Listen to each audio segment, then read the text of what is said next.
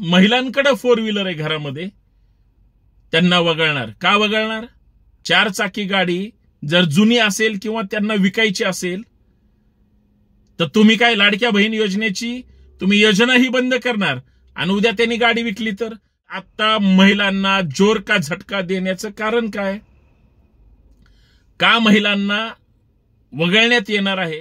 गाड्या वापरण्याचं पेट्रोलच इतकं महागलंय, डिझेल इतकं महागलंय की सर्वसामान्य माणूस आता गाडीच वापरू शकत नाही आणि तुमच्या 1500 रुपयांनी त्या कुटुंबाची उदबत्ती पेटणार नाही.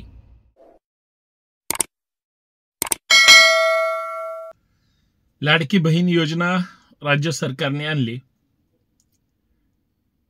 निवडणुका विधानसभेच्या 2024च्या डोळ्यासमोर ठेवून पैसे दिल्यानंतर लोक कुठल्याही थराला जाऊ शकतात हे राज्यकर्त्यांना माहिती आहे. आणि त्याच्यात महिलांना पैसे जर दिले, 2 पैसे जर आले तर महिला भगिनी खुश. प्रत्येक बहिणीला 1500 रुपये महिन्याला यायला म्हटल्यानंतर आणि प्रत्यक्षात पैसे अकाउंटला पडल्यानंतर सरकार मायबाप झालं. मायबाप सरकारनं ज्या पद्धतीनं अगोदरच 3000, 4500, 7000 पर्यंत रक्कम थेट खात्यामध्ये पाठवली. लोकांची दिवाळी ज्या पद्धतीनं जोरात झाली आणि लगेच विधानसभेच्या निवडणुका आल्या. सरकारला हे माहित होतं कारण एका राज्यामध्ये ती ट्रायल घेतलेली होती. ट्रायल कशी होती की जर पैसे वाटल्यानंतर लोक भरभरून मतदान करतात, महाराष्ट्रामध्ये विधानसभेमध्ये पाशवी बहुमत जरी सत्ताधाऱ्यांना मिळालेलं असलं तरी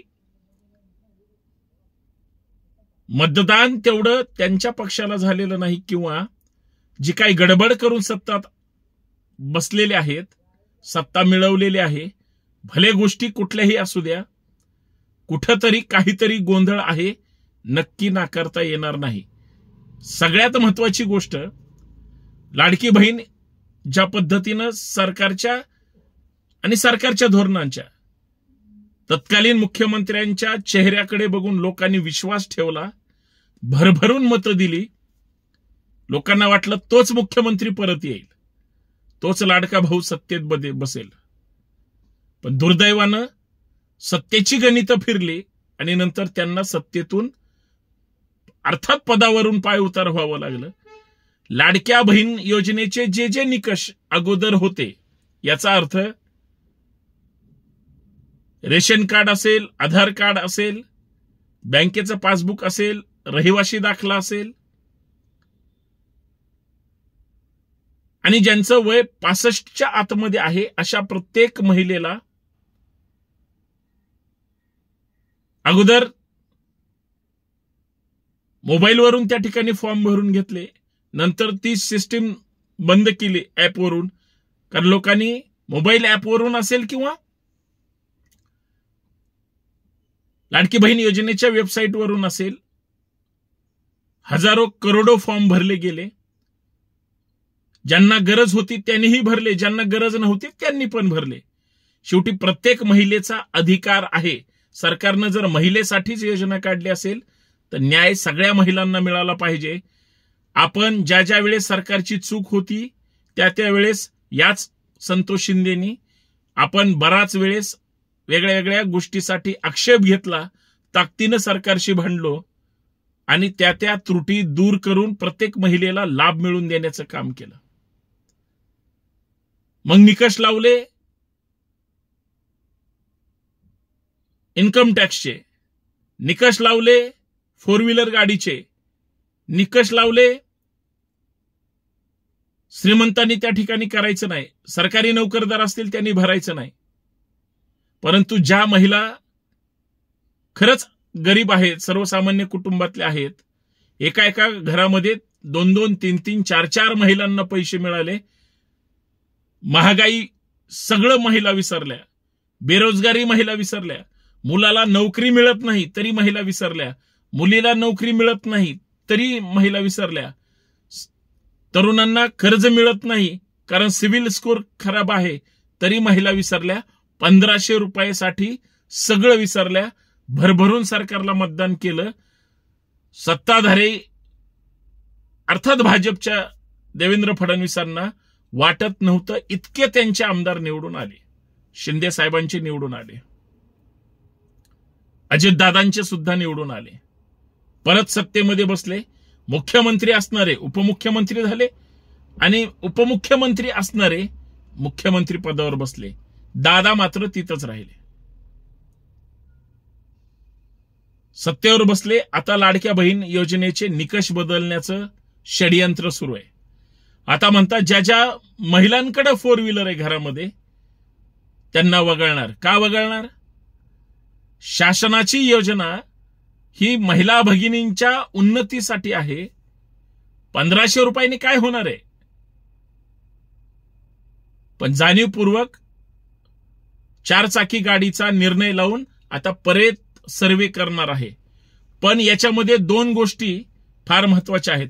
विधानसभेच्या निवडणुका मतदान झाल्यानंतर सत्तेवर यायच्या वेळेस प्रशासनाकडून अशाच पद्धतीची कुजबूज सुरू झाली की लाडक्या बहीण योजनेच्या वेगळ्या वेगळ्या अटी आणि नियम लावून काही लोकांना वगळण्यात येणार आहे. त्यावेळेस ज्या महिला बाल कल्याण विभागाच्या मंत्री तटकरे मॅडम होत्या, मंत्री नसताना आमदार म्हणून निकाल सुद्धा लागला नव्हता तरी त्या कॉन्फिडन्स मध्ये म्हणत होत्या ज्यावेळेस लाडकी बहीण योजनेचा कायदा करण्यात आला, प्रशासनाने मंजुरी दिली, त्यावेळेस या गोष्टी विचारात नव्हत्या. त्या निवडून आल्या, बहुमत मिळालं, त्यांच्याकडे खातं नव्हतं तरी म्हणल्या कुठल्याही लाडक्या बहीण योजनेच्या महिलांना या लाभापासून वंचित ठेवणार नाही. तरी सुद्धा प्रशासन त्याच पद्धतीने घेणार होतं. सरकारच्या तिजोरीतच खडखडाट आहे तर पैसे देणार कुठून याची पण कुजबूज सुरू झाली. त्याच्यानंतर मंत्रिमंडळाचा त्या ठिकाणी विस्तार झाला. मुख्यमंत्री राज्याच्या सरकारमध्ये बसले, उपमुख्यमंत्री झाले. एकनाथ शिंदे साहेबांना सुरुवातीला मुख्यमंत्री करणार किंवा होतील अशी महाराष्ट्रातल्या लोकांना अपेक्षित होतं. त्यांचा चेहरा वापरून सरकार सत्तेमध्ये बसलं पण त्यांना पदावर बसवलं गेलं नाही. त्यांना दुय्यम 2 नंबरचं उपमुख्यमंत्री जे घटनात्मक नाही ते पद त्यांना मिळालं आणि मग फडणवीस साहेब मुख्यमंत्री झाले. राज्याचा गाडा सरकारची सूत्र ताब्यात घेतली. मायबाप सरकार म्हणून सरकार सत्तेमध्ये बसलं. तरी सुद्धा मंत्री खात्याच्या झाल्यानंतर आदिती तटकरेंनी सांगितलं की होय, लाडकी बहीण योजनेला आम्ही अजिबात कुठलेही निकष लावणार नाही, आम्ही सगळ्या महिलांना सरसकट पेमेंट करणार. परत सुरू सुद्धा झालं. मग आता महिलांना जोर का झटका देण्याचं कारण काय? का महिलांना वगळण्यात येणार आहे? 4 चाकी गाडी जर जुनी असेल किंवा त्यांना विकायची असेल तर तुम्ही काय लाडक्या बहीण योजनेची तुम्ही योजनाही बंद करणार आणि उद्या त्यांनी गाडी विकली तर? तसंही महाराष्ट्रात किंवा देशामध्ये आता गाड्या वापरायचं सोपं राहिलेलं नाही. त्याचं कारण सुद्धा असं आहे, गाड्या वापरण्याचं पेट्रोलच इतकं महागलंय, डिझेल इतकं महागलंय की सर्वसामान्य माणूस आता गाडीच वापरू शकत नाही आणि तुमच्या 1500 रुपयांनी त्या कुटुंबाची उदबत्ती पेटणार नाही. 2000चा किराणा महिन्याला लागायचा. कुटुंब टुणटुणीत त्या ठिकाणी महिना 1.5 महिना तो किराणा चालायचा किंवा किराणा पुरवायचा किंवा आपल्या कुटुंबाचा उदरनिर्वाह चालवायचा. त्याच 2000च्या किराण्याला आता 4-4.5 रुपये लागतात. सगळी गणित कोलमडलीत. सगळं महागाई वाढवून टाकली सरकारनं. सरकार सर्वसामान्यांवर इतका आर्थिक जुलूम करतंय, प्रत्येक गोष्टीला जीएसटीचा भुंगा लावलाय आणि महिला भगिनी मात्र 1500 रुपयात खुश आहेत. महिलांना पैसे मिळणार म्हणल्यावर घरातला भाऊ, नवरा, दीर रांगेत उभे फॉर्म भरायला. आधार कार्डला पॅन कार्ड जोडा, पॅन कार्डला आधार कार्ड जोडा, याच्यातच आयुष्य गेलं. आता परत सरकारने नियम वेगळ्या पद्धतीनं बदलले आणि आता बऱ्याच काहीतरी 1-1.5 कोटी महिलांवर त्या ठिकाणी जे लाभार्थी म्हणून आहेत त्याच्यातल्या 10-20-25 लाख तरी महिलांना ते वगळण्याचा त्यांचा मानस आहे. ते 50 लाखावर पण जातील. 1 कोटी सुद्धा महिला वगळतील का? शासनाच्या तिजोरीवर पैसे वाटपाचा जो अतिरिक्त भार आहे, त्यांना काहीतरी कारण काढून सरकारला योजनाच बंद पाडायची. पण या माध्यमातून ठामपणे सांगतो, लाडकी बहीण योजना अजिबात बंद करू नका. बंद करायची नाही, अन्यथा महाराष्ट्रातल्या सगळ्या महिलांनी ज्यांना पैसे मिळालेत आणि काहीतरी कारण काढून योजना बंद पाडत असतील, या सरकारला धडा शिकवायचा. निवडणुकांमध्ये धडा शिकवा. तो कसा शिकवायचा आहे मी सांगणार नाही. तुमचा हक्क आहे महिला म्हणून. तुमचा त्या योजनेवर तुम्ही मतदार आहे. तुमच्या मतावर सरकार पहिलंही निवडून आलं, आता सुद्धा निवडून आलंय. लोकांना सवय लावली तुम्ही, आता सवय मोडायची नाही. आणि निकष कुठलेही असू द्या, वेळ प्रसंगी वेळ पडली तर कोर्टात जावं लागेल ही योजना चालू ठेवावी म्हणून. याच्या अगोदर लाडकी बहीण योजना बंद करावी म्हणून लोक कोर्टात गेले होते.